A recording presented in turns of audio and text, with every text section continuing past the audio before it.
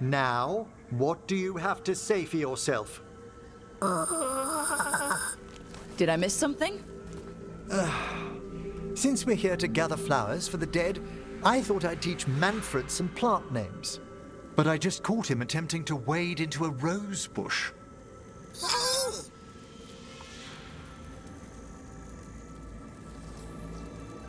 That must have been frustrating. He knows he's not supposed to play in the horticulture. Oh, Manfred.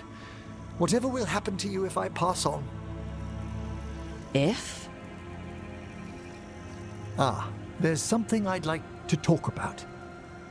Do you know what a lich is, Rook? An undead mage that's retained their mind. They're theoretical, aren't they? The idea fascinated me when I was younger. For years, I researched and experimented, spoke with spirits and mages. Then, eventually, I found them. Who? The Lich Lords of the Grand Necropolis. Necromancers before me who'd transformed themselves into true living dead.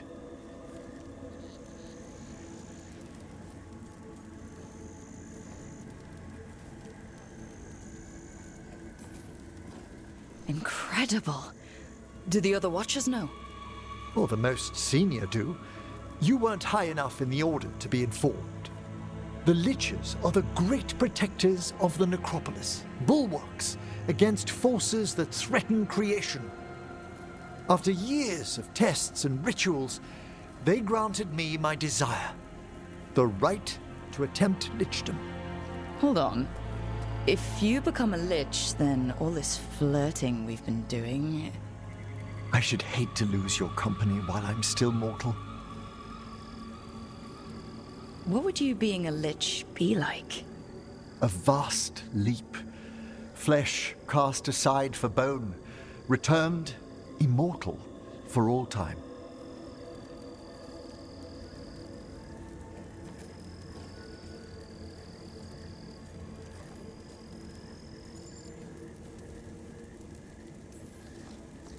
If that's like any of our really serious Watcher rituals, the things that could go wrong. Oh, I've taken precautions.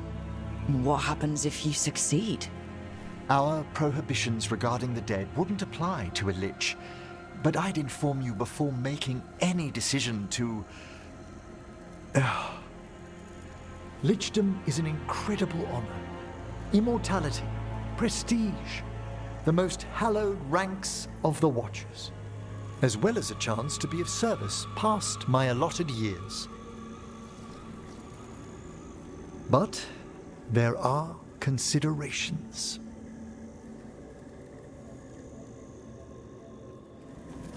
Come, we have flowers to gather for the dead. Okay, but I've got questions.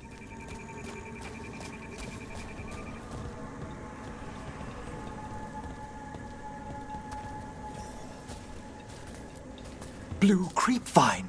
This will do nicely. So if you were a lich, it wouldn't be a spirit mimicking you? It'd be your actual soul in the corpse. It would. I didn't think... Wait, is that what Veilguard is? Oh, no one knows what Veilguard is.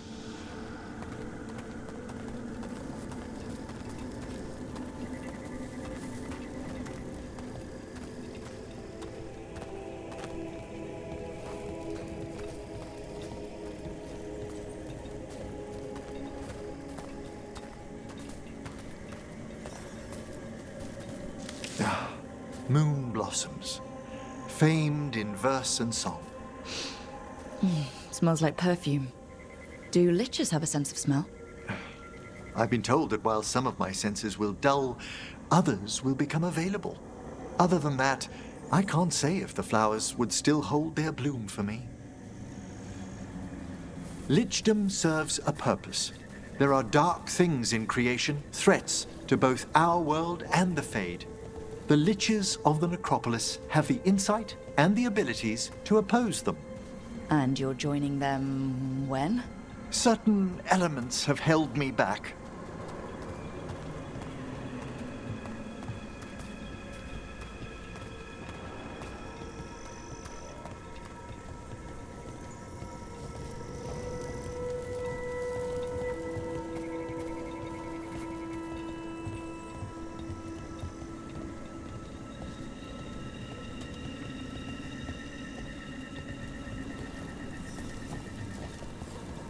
There's no ready instructions for lichdom. The steps must be discovered on one's own over years to be fully understood.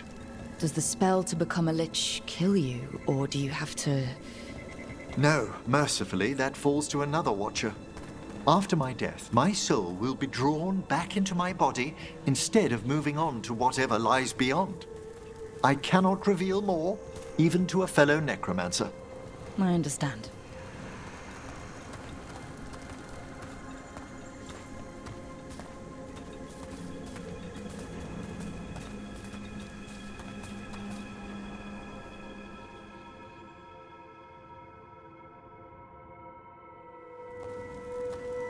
So, what's holding you back from lichdom? Even with all my preparations, there's a chance I could die, permanently, during the rites. What cowardice! The promise of immortality, an end to all my fears, and the final veil stays my hand.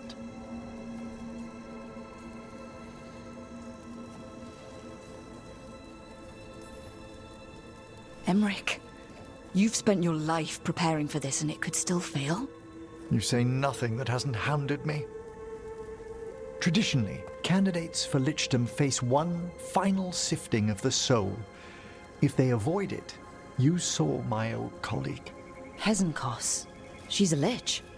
A half-lich, though that hasn't diminished her powers. Until I stop her plans, I won't possess the peace of mind for lichdom. Why don't you select the next flowers, Rook? Sure. So what's a half-lich exactly? Johanna attempted the rites of lichdom and failed. Stuck in her in-between state, she is supremely dangerous, but can't learn any new magic. No wonder Hezenkos was shouting so much. No, she's always been that way.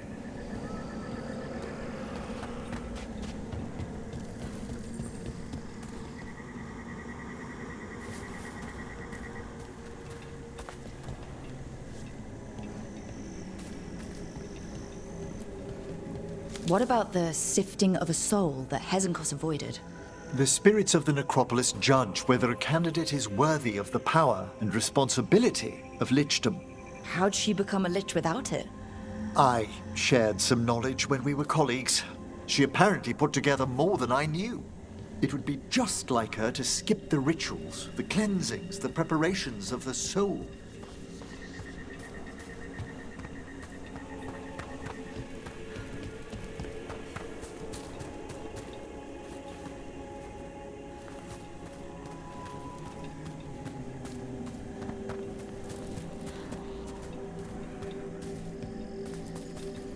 For a watcher, Hezenkos is pretty harsh on spirits.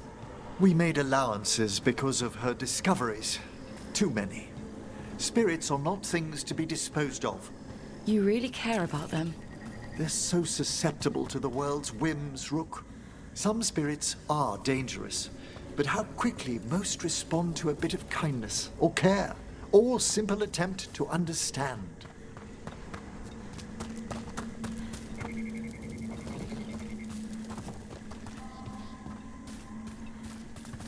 For all she's done, I can't condemn Johanna for attempting lichdom.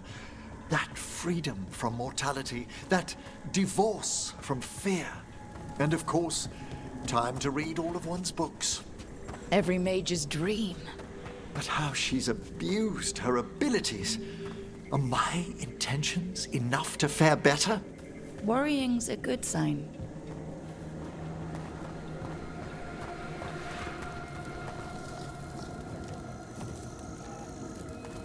We have enough flowers.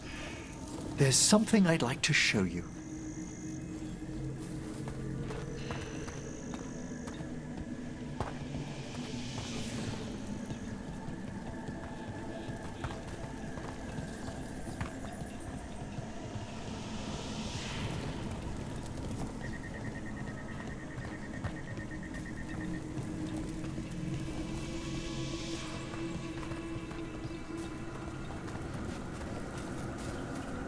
Here we are. Oh, so these flowers are for... Yes. If you could place them on the graves, please. In memory of Rupert and Eleonora Volcarin, they walk eternity hand in hand. After I became a watcher, I erected a proper shrine to my parents. When I come to talk, I like to think they listen. Well, don't be shy. Introduce yourself.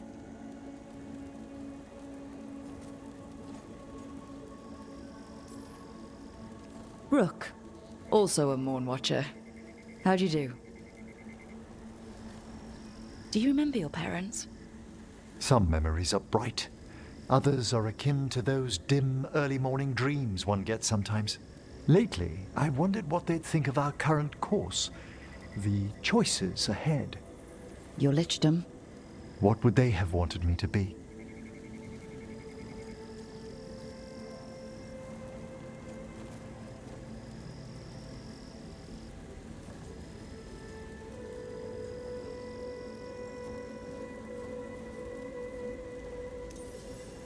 Happy with someone who cares for you.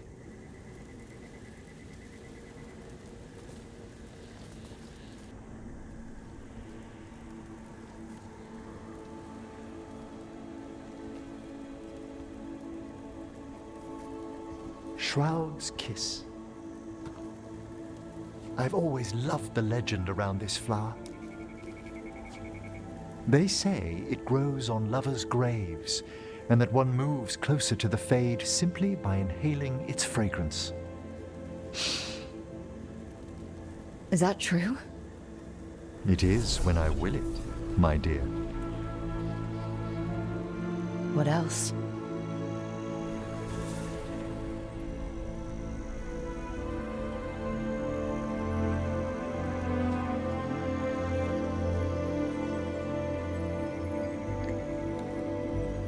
What a day of unexpected splendor.